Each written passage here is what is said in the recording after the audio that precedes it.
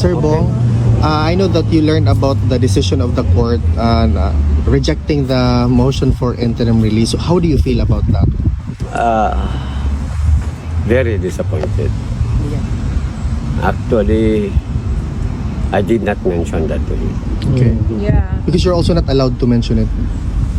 He mentioned it. Oh, okay. Mention, kabalo na siya. And I said, sorry to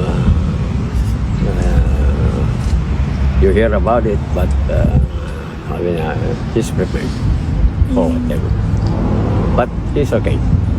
He's okay. That's good, sir. But Sir Bong, the supporters of the former president remains hopeful because the defense team submitted their appeal to the appeals chamber and we're awaiting for the decision, sir. Yeah. So, ang pakiusap ko lang, let us continue the move for, bring also pressure to Yes. this, that, an 80-year-old man, Yeah. It's not worth to be inside 10 there. months Yeah. na siya ugma. consider his human rights also. Correct, sir. Pero sir, Thank you, Sir naragin Bong. diri sir, we will stay here until ma-release ito. So, again, Hanggang sa dulo.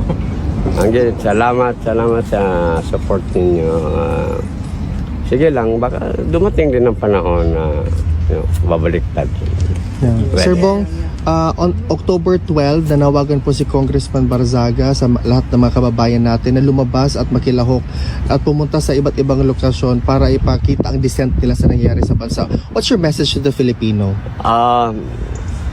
Yes, we should now give our best effort to pressure the government, the dark regime. So, yung October 12 na yan, that will be probably the opening salvo.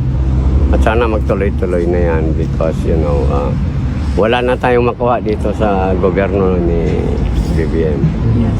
It's either he just graceful exit or whatever. But ang mga tao na ang dapat mag-effort na talaga dyan, it has to end.